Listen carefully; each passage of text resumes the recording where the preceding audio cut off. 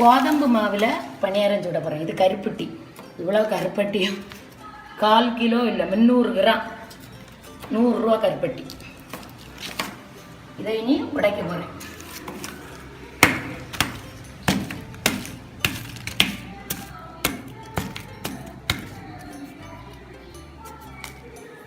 இது எதுக்கு நம்ம மண் எடுக்கிறதுக்காக தான். சின்ன மண் அரிக்கிறதுக்காக இதை வந்து நான் காய்க்க போகிறேன். இவ்வளோ தண்ணிமா இந்த கப்பு நிறைய ஊற்றேன். அவ்வளோதான். இனிப்போ காய்க்க போகிறேன்.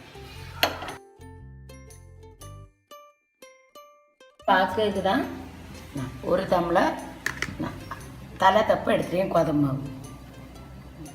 பழம் இதில் நான் பாதி மிக்சியில் அடித்து இதில் சேர்ப்பேன். பாதி போதுமா? பாதி போதும், ரொம்ப வேண்டாம். இவ்வளோ பழம் போதும் மணத்துக்கு. கருப்பட்டி கருப்பட்டி கரைஞ்சிட்டு கரைஞ்சா போதும். ரொம்ப வேணும்னு இல்லை. அந்த தேங்காய் வறுத்து போடுறதுக்கு தான். இந்த தேங்காய் ஒரு 2 துண்டு தேங்காய் கீறி எடுத்தேன். இப்படி 2 கீத்து அதை நான் நறுக்கி வச்சுருக்கேன். அந்த நெய்யில் வறுக்கேன்.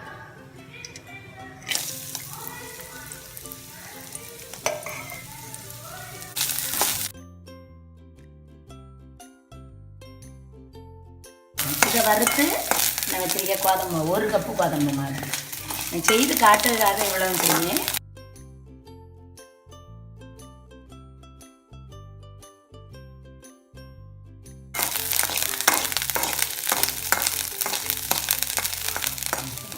வறுத்தாச்சு. இந்த பாதி பழத்தை அடித்து வச்சது நான் போட்டுட்டு எந்த பழம்னாலும் போடலாம். பாளையங்கொட்டாலும் போடலாம். இது பேயம் பழம். இந்த கருப்பட்டி இந்த காய்ச்ச கருப்பட்டியை ஊற்றேன். அவ்வளோ ஊற்றலாம். பாதி ஊற்றேன். 1 கருப்பட்டி போட்டால் போதும். இனி மீதி இருந்தால் நாங்கள் காப்பி போடலாம். கலக்கி இனிப்பு பார்த்துட்டு விட போதும். அதை நம்மளே வந்து நல்லா இது பண்ண மாட்டோம்ல, லேசாக தானே. தண்ணி கூட ஊற்றிக்கிடலாம், பிரச்சனை இல்லை. இனிப்பு பார்த்துட்டு தண்ணி பொடிச்சு வச்சா ஏலக்காய் பொடிச்சு போடணும். சரியா? அப்புறம் இந்த வறுத்த தேங்காய் ஆறிட்டு தண்ணி கொஞ்சம் உங்களுக்கு 1 கருப்பட்டி போட்டாலும் போதும். இது கலக்கிட்டு காட்டுறேன்.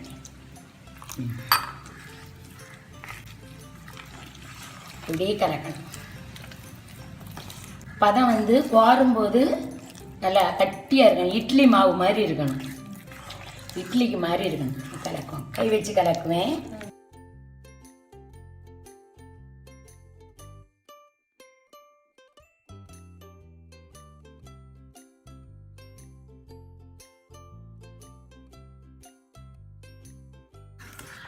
கட்டி இல்லாமல் நான் கலக்கி வச்சு இட்லிக்கு ஊற்றுவோம்ல, இட்லிக்கு ஊற்றுறது மாதிரி.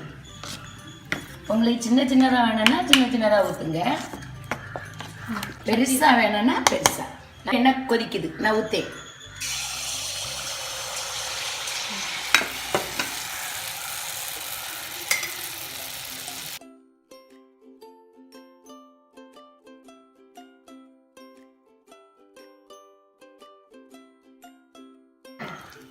ஒன்று ஒன்றா விட்டு எடுங்க. வெந்துட்டு எடுக்க போகிறேன்.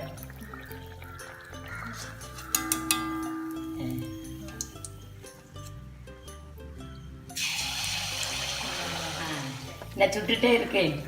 அழகாக அந்த பணியாரம் நம்ம அரிசி பணியாரம் போல இருக்கும். ஆனால் பஞ்சு போல பிள்ளைகளுக்கு சுட்டு கொடுக்கலாம். உடம்புக்கு சத்துல கோதம்பு மாவு, கருப்பட்டி, தேங்காய், கொஞ்சம் நெய், ஒரு வாழைப்பழம், பாதி வாழைப்பழம்.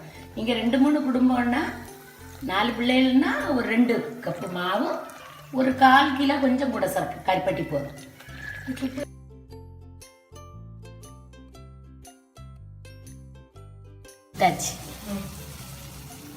ஒரு கப்பு மாவு இவ்வளவு நான் என்ன சுட்டுருக்கிறது. 1 கப்பு மாவு, ஒரு 1/4 கிலோ கருப்பட்டி, சர்க்கரை போட்டால் நல்லா இருக்கும். சர்க்கரை போட்டால் நல்லா இருக்கும். எனக்கு சர்க்கரை அவ்வளவா சூட்டபுள் ஆகலை, அதனால நான் கருப்பட்டி போட்டிருக்கேன்.